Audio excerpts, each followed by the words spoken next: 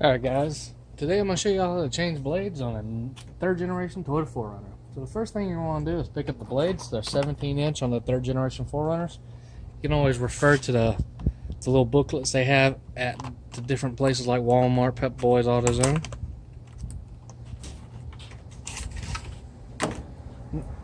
Next you're going to want to open them up, and you're going to see there's a little tab right here. It's got a little clip on there. We're going to come to the old one. We're going to flip them upside down. And flip it upside down and push that clip and just tap on the windshield wiper blade.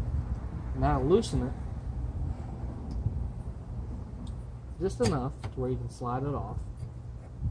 Slide to the right and it comes off.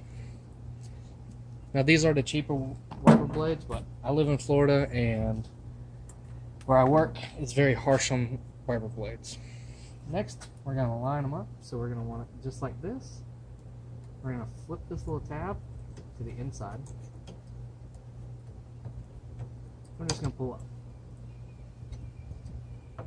And it clicks into place. And there you go. Perfect. That's one done. Okay, let's come to the second one. And just like before, we're going to flip, locate the tab, and slide out. Slide to the right, and pull off.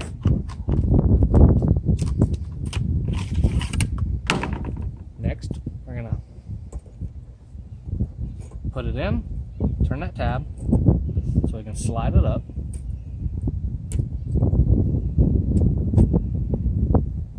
We're going to slide it in until it clicks.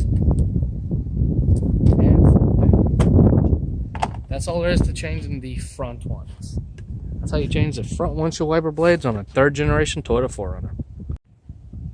Now, unfortunately, on the rear, it's a lot more difficult. You cannot go buy a replacement blade at your local auto parts store. You will have to go to Toyota for this, and there's two little bolts right here, and they come right off, and you replace it just like that.